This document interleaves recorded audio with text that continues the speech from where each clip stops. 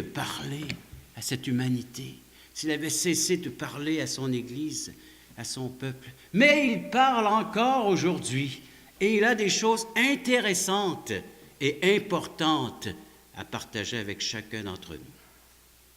Il n'y a pas d'amen ce matin? OK, dans votre cœur. C'est dans le cœur que ça se passe, Michel. C'est dans le cœur. Si Michel le dit que c'est dans le cœur, mais c'est là que ça devrait commencer. Hein? L'Évangile commence dans le cœur. Alors donc, vous êtes bien connectés, hein? Branchés. Le Seigneur est prêt à nous dire des grandes choses. Seigneur, Père Céleste, merci encore une fois pour ce privilège qu'on a d'ouvrir ce saint livre, les Saintes Écritures. Oui, parle-nous. Oui, c'est à notre cœur, tu veux nous parler, c'est là, des fois par des doux murmures, Seigneur Dieu, des paroles. Tu as utilisé le moyen des prédicateurs, tu dis, allez prêcher la bonne nouvelle. Comment entendront-ils? Comment évoqueront-ils s'il n'y a personne qui est envoyé, personne qui prêche? Et Seigneur, tu as voulu envoyer des serviteurs comme ça, afin d'être des témoins et de pouvoir aussi enseigner les autres, Seigneur.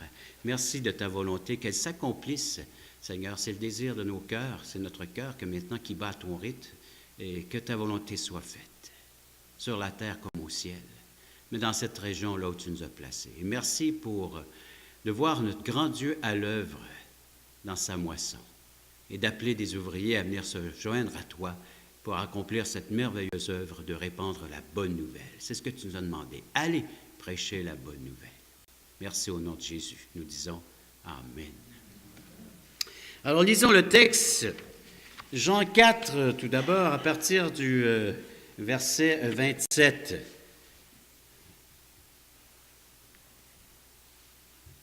Alors, là-dessus arrivèrent ses disciples. Alors, c'est l'histoire de la Samaritaine, Jésus qui est resté au puits sur la margelle, assis là sur la margelle du puits. Il y a cette fameuse rencontre avec cette dame appelée la Samaritaine.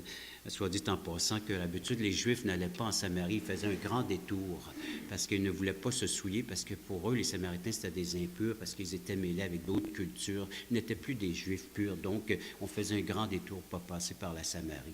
Et puis, Jésus passe avec ses disciples. Les disciples ne font que passer. Il y avait faim, eux autres, c'était à l'heure du midi, alors ils voulaient chercher un snack, mais Jésus est resté.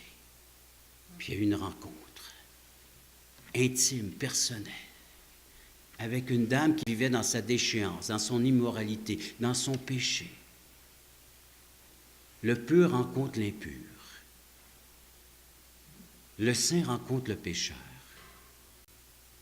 Il se révèle à elle et elle reconnaît maintenant celui qui a le pouvoir de pardonner, celui qui a le pouvoir d'harmoniser sa vie avec le Dieu saint, le Dieu pur, le Dieu juste. Elle reconnaît, elle dit, j'attends le Messie dit, c'est moi. Jésus dit, c'est moi, je suis le Messie. Le Messie rencontre sa création. Et là, elle va dire aux autres, venez voir quelqu'un qui m'a dit tout ce que j'ai fait. Quelqu'un qui était au courant de toute ma vie, depuis ma naissance jusqu'à aujourd'hui. Quelqu'un qui connaît tout de moi. Venez le rencontrer à votre tour. Et le verset 27, alors donc, nous arrivons dans cette conversation. Et là-dessus arrivèrent les disciples. Comme je vous dis, ils se sont absentés pour un temps. Eux autres, ils ont décidé de continuer leur route. Jésus, lui, est resté là. Ils furent étonnés de ce qu'il parlait avec une femme. Et toutefois, aucun ne dit « Que demandes-tu » ou « De quoi parles-tu avec elle » Il y a comme un malaise, là, voyez-vous? Il y a un malaise. Parce que le contexte, ils le connaissent très bien. Hein? On ne s'adresse pas aux Samaritains, on ne parle pas. Ce n'est pas de cette façon-là que les choses se font. Le maître est en train de défaire une forme, est en train de défaire une mentalité, est en train de briser quelque chose chez ces hommes-là qui ne comprennent pas, puis ils n'osent pas parler avec le maître. Puis, qu'est-ce que tu fais là? Allez vous dire au maître, que fais-tu là? C'est pas comme ça qu'on fait ça. C'est pas de... Hey! Ça, chez les Juifs, on ne vit pas ça de même. Il y a un malaise, là. Un beau malaise. Hein? Alors, il n'ose pas. La femme ayant laissé sa cruche s'en allait dans la ville. Il dit aux gens, « Venez voir un homme qui m'a dit tout ce que j'ai fait. Ne serait-il point le Christ? » Ils sortirent de la ville et ils vinrent vers lui. Pendant ce temps, les disciples le pressaient de manger, disant, « Rabbi, mange !» Mais il leur dit, « J'ai à manger une nourriture que vous ne connaissez pas. » Les disciples se disaient donc les uns aux autres, « Quelqu'un lui aurait-il apporté à manger? Y a-t-il quelqu'un qui a fait ce que nous devions faire? Hein? » a-t-il quelqu'un qui a pris notre place? Hein? C'est nous qui sommes au service du maître. Y a-t-il quelqu'un qui... Ah, c'est les questionnements. Y a-t-il des questionnements? Hein? L'être humain se questionne. Vous voyez, les disciples sont toujours en questionnement. Ils disent, qu'est-ce qui fait le maître? Qui lui aurait donné à manger? Qu'est-ce qui se passe? Moi, je me suis interrogé. Je dis, qu'est-ce que le Seigneur fait pendant la semaine? Hum? Vous avez-vous déjà posé la question, vous? Ça m'arrive des choses. Des fois, je me questionne. Mais là, je me dis, qu'est-ce que le Seigneur fait pendant la semaine? Le dimanche, il est avec les siens, il est réuni. Est-ce qu'il passe la semaine à penser à la réunion dominicale? Puis toute la semaine, il dit, comment est-ce que mes disciples devraient m'adorer, me louer, devraient préparer telle chose? Est-ce qu'il pense? Il est centré sur le dimanche matin, juste une grande... Est-ce que le Seigneur est comme ça, lui? Puis il pense, dit, comment ils vont faire ça dimanche, là? Hein? La question nous a été posée par une jeune femme, une jeune chrétienne qui... On était tous réunis, il y avait des anciens, des pasteurs, des évangélistes, on était là, puis on cherchait la vision d'une église locale. Qu'est-ce que le Seigneur demandait? Nous, puis on regardait comment est-ce qu'on pouvait améliorer notre culte du dimanche matin, puis on était là, puis... Comment se fait qu'il y a moins en moins de gens qui viennent, puis il y a plus de gens qui désertent, qui quittent, puis on dit, c'est le grand questionnement, là, vous savez, c'est le sommet, là, c'est le top, là, tout le monde se questionne, s'interroge. Puis là, la jeune fille, elle lève la main, elle dit, excusez, elle dit, pouvez-vous me dire où est l'église la semaine? Je ne viens pas nous poser ce genre de questions. Qu'est-ce qu'on fait la semaine? Où est l'église la semaine? Vous êtes-vous déjà interrogé, vous? Que fait l'église la semaine? Où est l'église la semaine?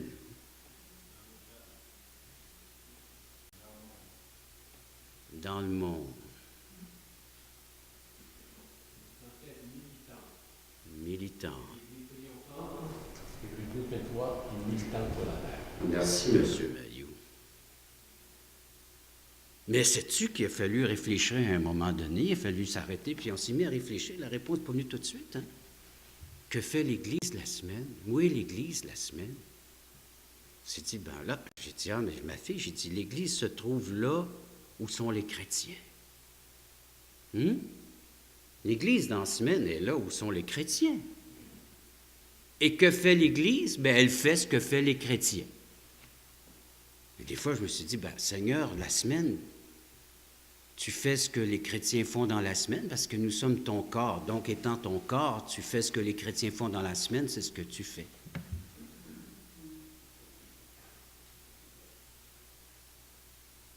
Que fait le Seigneur dans la semaine? Il fait ce que son corps fait. Et que fait son corps dans la semaine?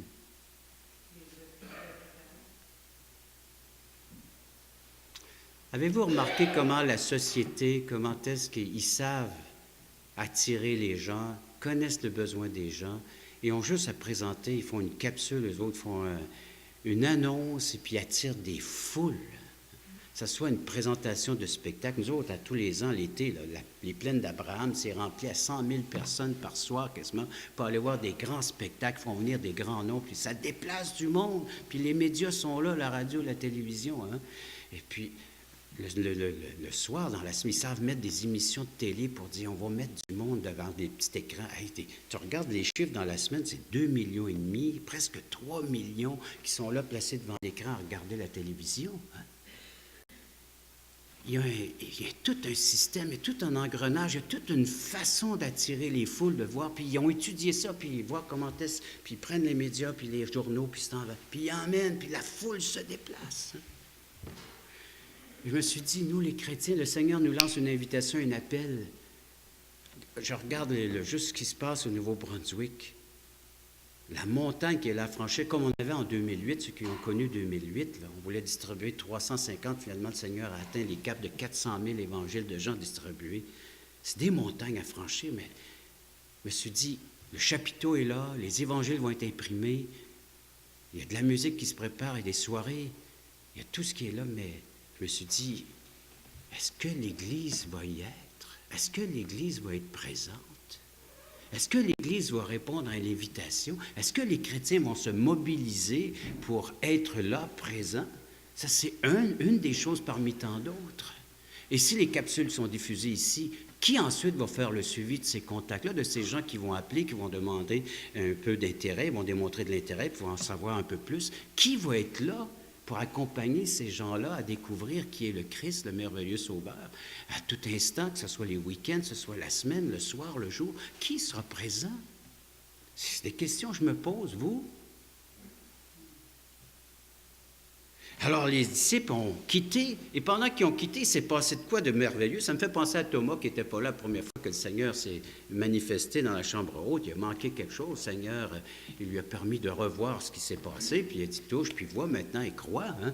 Mais ici, la même chose, les disciples s'en vont, bien, il y avait un besoin naturel, ils ont faim, puis c'est midi, puis Jésus était fatigué, il était assis, et puis il revient, puis il le retrouve en forme, et puis il s'est passé quelque chose, là, dans la moisson. Avez-vous remarqué dans le champ de la moisson?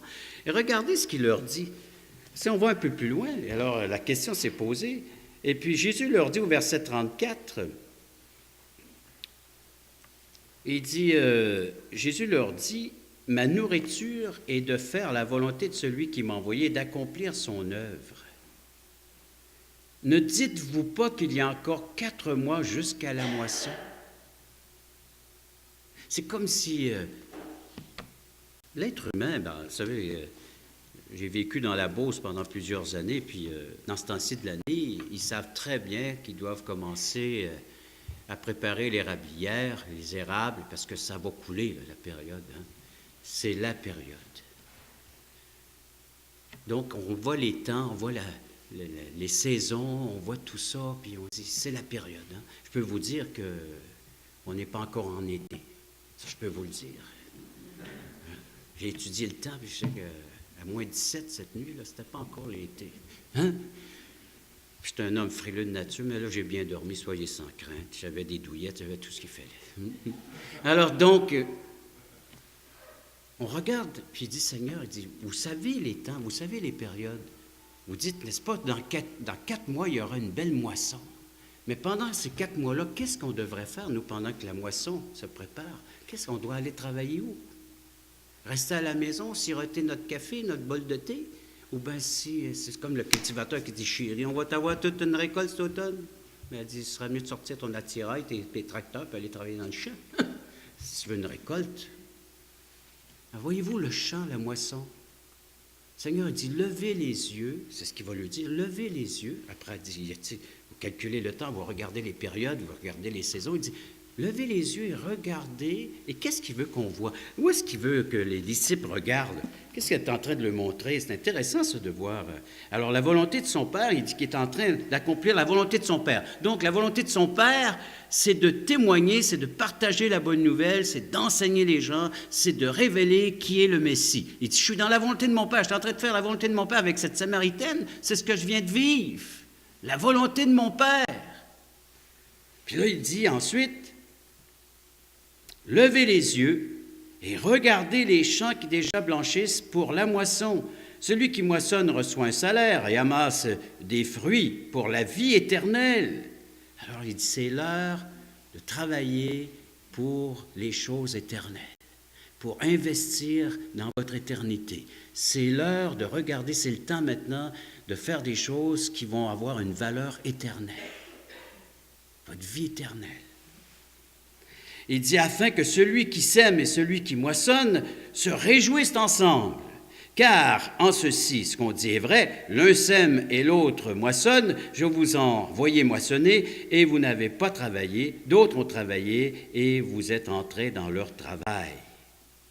Et puis là, après ça, ils reviennent à l'histoire, au récit, où que plusieurs Samaritains de cette ville crurent en Jésus à cause de cette déclaration formelle de la femme.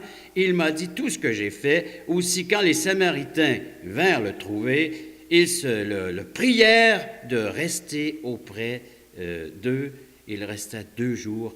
Et un beaucoup plus grand nombre crurent à cause de sa parole. Et il disait à la femme, ce n'est pas à cause de ce que tu as dit que nous croyons, mais car nous l'avons entendu nous-mêmes et nous savons qu'il est vraiment le Sauveur du monde.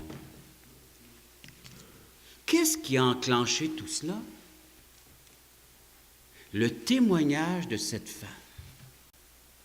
C'est le témoignage de cette femme qui a dit, venez voir, venez rencontrer un homme qui m'a dit tout ce que j'ai fait. Et maintenant, ces gens-là, et Jésus demeure encore 2 jours. Il sera disponible dans cette localité pour 2 jours de surplus dans son agenda, dans son horaire, parce qu'il voit que la moisson est là. La moisson est blanche, la moisson est prête à être cueillie, puis il reste 2 jours de plus en surplus pour pouvoir accomplir la volonté de son Père. C'est un Dieu accessible. C'est un Dieu qui son agenda. C'est un Dieu qui dit, regardez, là est la moisson, j'y suis. Alors, que fait le Seigneur Jésus-Christ dans la semaine? Il travaille dans la moisson. Puis il nous invite à aller le rejoindre dans sa moisson. Puis il dit, priez le maître dans la moisson d'envoyer des ouvriers dans sa moisson. Jésus est toujours dans la moisson. Jésus n'a jamais quitté la moisson. Il est toujours en train d'œuvrer dans la moisson. Il prépare les cœurs. Mais il en a envoyé 12, il en a envoyé 70. Et ça, quand vous lisez dans Luc chapitre 9, il envoie les 70. Il a dit, je vous envoie pour préparer et annoncer ma venue. Alors, allez proclamer la bonne nouvelle, puis je viendrai les visiter. Même chose, la Samaritaine s'en va. Jésus, maintenant, est rencontré par le bassin de population et il s'installe là. Même chose avec le livre des Actes des Apôtres. Si vous remarquez, Acte 19, Paul avait la même méthode, la même stratégie, il rentrait dans la synagogue. Il y en a qui lui disaient « va donc te promener », mais il y en avait quand même qui l'accueillaient, ce message. Et là, il allait en dehors de la synagogue, puis il formait une école. Pendant 2 ans, il restait là, à Éphèse, entre autres. Et puis à Éphèse, il les dit « c'est bon, allons lire Acte 19 ». Exactement la même chose, la même stratégie, la même chose qui se passe. Verset 8 de Acte 19.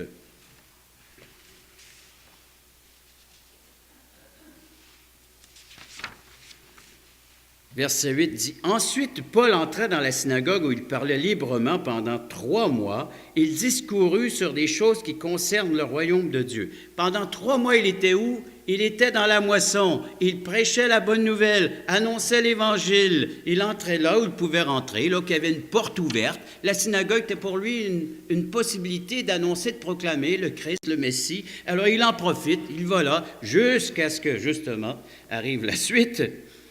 Il leur dit quoi? Alors donc, il parlait des choses concernant le royaume de Dieu, s'efforçant de persuader ceux qui l'écoutaient, mais comme quelques-uns restaient endurcis et incrédules, décriant devant la multitude la voix du Seigneur, il se retira d'eux, sépara les disciples et enseigna chaque jour dans l'école de nommé Tyrannus. Cela dura 2 ans, de sorte que, et ça, c'est un fait assez intéressant, parce que ceux qu'il a formés, ces disciples qu'il a formés pendant 2 ans, mais on voit ce qu'ils ont accompli. Alors, tous ceux qui habitaient l'Asie, juifs, grecs, entendirent la parole du Seigneur, et Dieu faisait des miracles extraordinaires par les mains de Paul, au point qu'on appliquait sur les malades des linges ou des mouchoirs. On avait touché son corps, et les maladies les quittaient, et les esprits malins sortaient. Pendant ces 2 années, il a formé des disciples, et les envoyait prêcher la bonne nouvelle, au point que toute cette localité, cette région entendirent la bonne nouvelle, furent enseignés de qui est le Christ, le Messie, et le Seigneur a permis que ces portes de l'enfer et que même l'occultisme qui était là, parce que si vous continuez la suite, vous allez voir qu'il y avait des gens qui pratiquaient l'occultisme, qui étaient médiums, tout ça. Le Seigneur a ébranlé les portes de l'enfer. Les chrétiens qui témoignent ébranlent les portes de l'enfer. Et le monde occulte est ébranlé. Et les gens ont commencé à voir ce qui se passait, cette manifestation grandiose de cette puissance de l'Évangile de Jésus-Christ. Eh bien, ils ont abandonné le culte, ils ont brûlé le livre, et c'est marqué que la parole du Seigneur Jésus-Christ se répandait de plus en plus. Ils gagnaient du terrain. Ils étaient en action, ils bougeaient, les disciples étaient là. Et rappelez-vous, quand les 70 sont revenus, ils disent « Wow, la puissance qui nous accompagnait !» Et le Seigneur a dit « Je voyais Satan chuter du ciel, tomber du ciel. » Ces anges, ces démons qui étaient là, qui gouvernaient certaines parties de la terre, ont chuté. Parce que les chrétiens réclamaient au nom de Jésus-Christ, l'armée marchait. Ils étaient des militants, ils marchaient, conquérants. il conquérait comme ça les territoires que le Seigneur avait dit de conquérir. Peuple de Dieu, sommes-nous prêts à revivre cela? À redevenir des conquérants, des militants, hein? L'armée de Dieu qui se lève. Ésaïe 60 dit, levez-vous et la lumière brillera là où les ténèbres sont sur la surface de la terre. Et la lumière, en parlant de ce Dieu glorifié, ce Dieu honoré, ce Dieu tout-puissant se lèvera et viendra lui aussi éclairer cette surface de la terre qui vit dans les ténèbres. Ésaïe 60, c'est très intéressant. Le prophète dit, levons-nous et la lumière brillera du sein des ténèbres. Exactement ce qu'on voit dans le Nouveau Testament. La lumière du monde, c'est nous aujourd'hui, et comme le Seigneur a éclairé, eh bien, cette petite Samaritaine, cette petite lumière qui venait de briller, maintenant, elle s'en va dans son village, puis elle brille.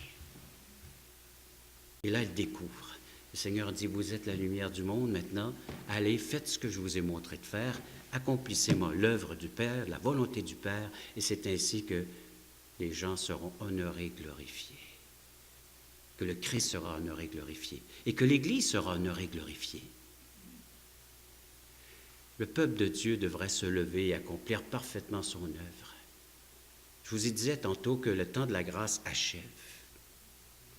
J'espère qu'il y aura encore un temps pour une autre génération.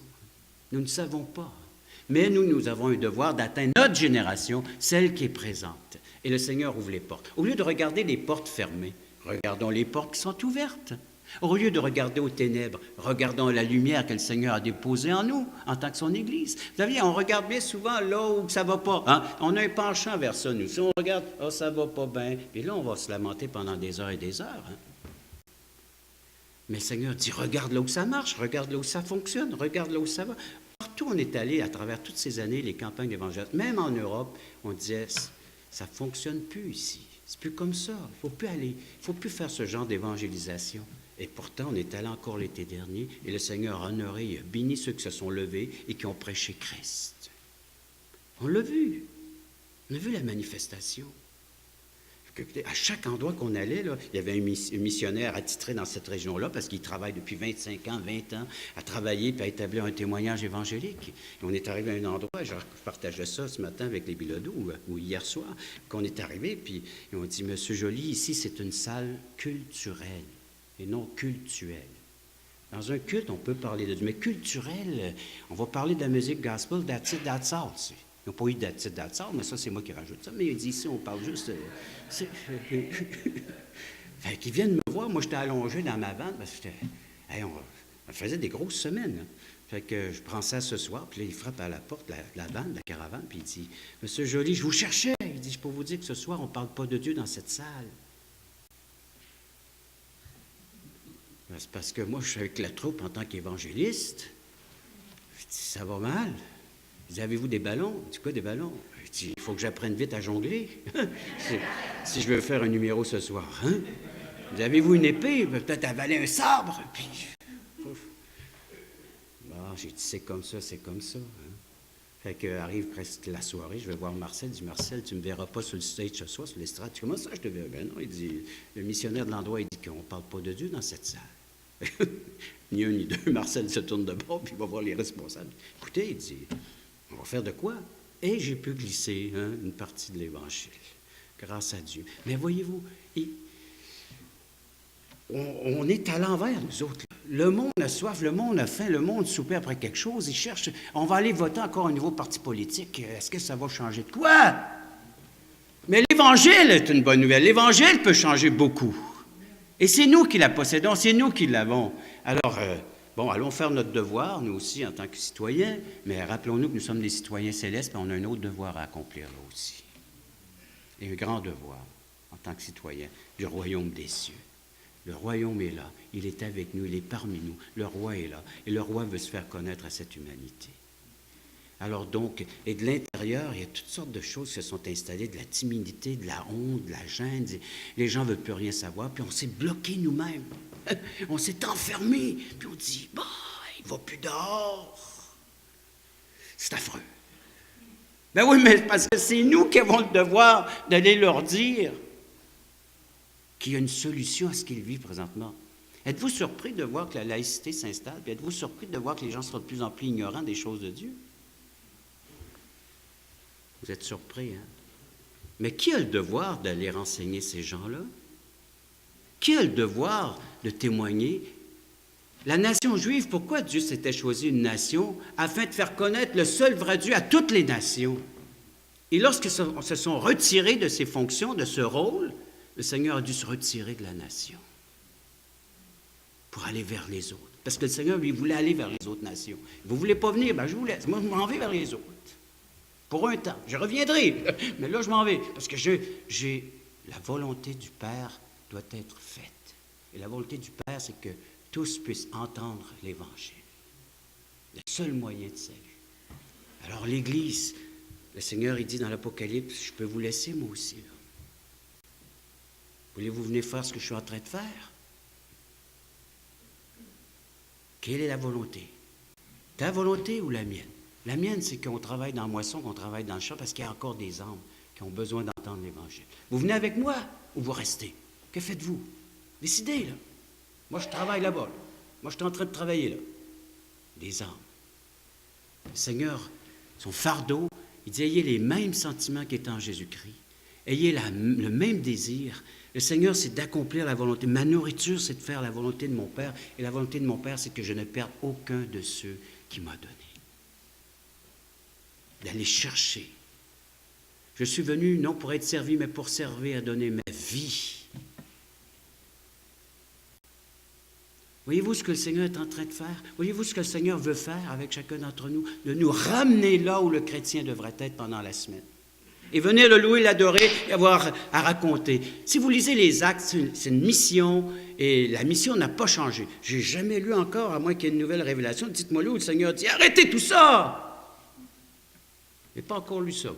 Il me dit encore d'aller, même à 60 ans. Vas-y mon gars, continue. Puis, il dit à Marcel à 60 que on ne dira pas, 37 ans.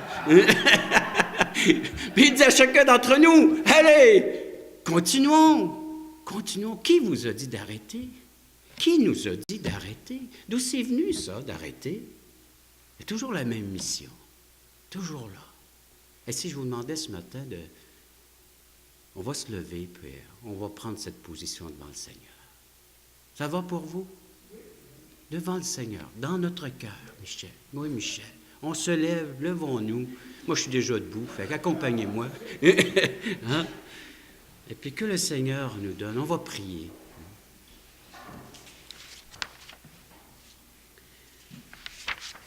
Je vous ai partagé ce que le Seigneur a mis à cœur pendant cette nuit et ce matin. Alors, je n'ai pas vraiment abordé mes notes, mais le Seigneur avait de quoi nous dire ici ce matin de façon plus précise.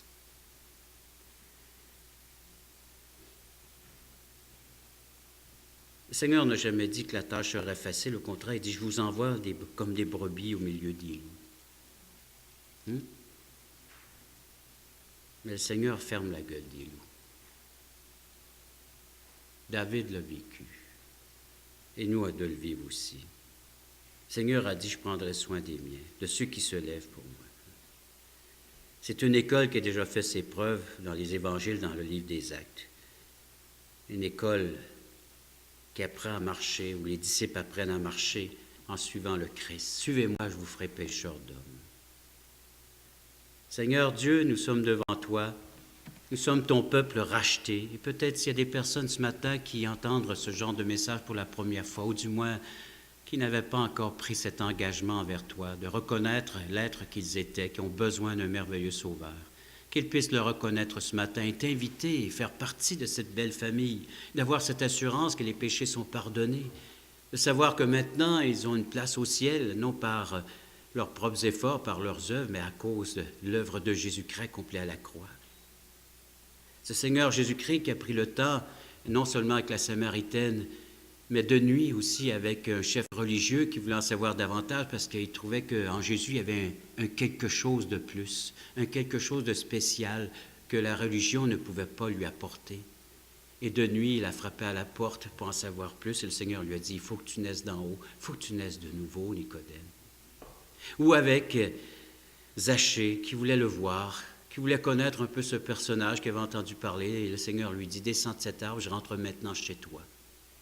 Et ce fut le grand ménage chez cet homme. Ménage dans tous les sens. Un ménage surtout moral et spirituel.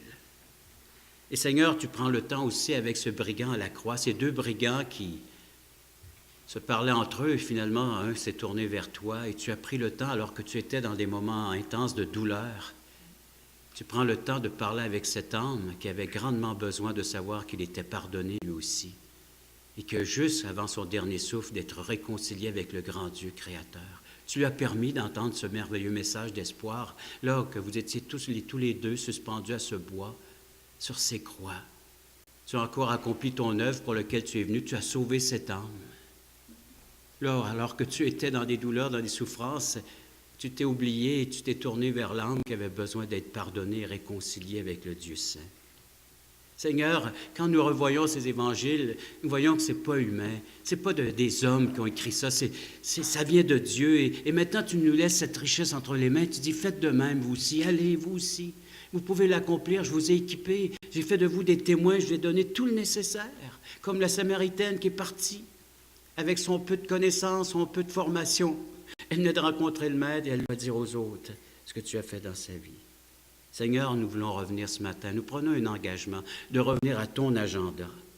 Seigneur, dans nos cœurs, nous décidons de revenir, nous, ton Église, ton peuple, ce que nous représentons à tes yeux, ton corps, d'être là où la tête se trouve, oui, en train d'accomplir les désirs de ton cœur, de revenir à ton agenda, de revenir à ta vision, de lever les yeux et de regarder le champ qui blanchit et qui a encore du fruit à être cueilli, de retrouver ta passion, de retrouver le fardeau des âmes, Seigneur Dieu. C'est ce que tu nous démontres encore ce matin par ces messages, par ces textes sacrés, par ta volonté, de retrouver, de ressentir à nouveau l'inquiétude, la conviction de péché, la profonde perdition des âmes, Seigneur Dieu. Nous voulons t'accompagner dans ces sentiments. Seigneur, tu sais que nous voulons tous ici dans cette salle, si nous sommes réunis, nous cherchons à accomplir tous ta volonté, Dieu. Seigneur, nous savons que rien ne te tient plus à cœur que l'évangélisation, car tu nous dis que lorsque l'Évangile sera proclamé dans le monde entier, alors viendra la fin.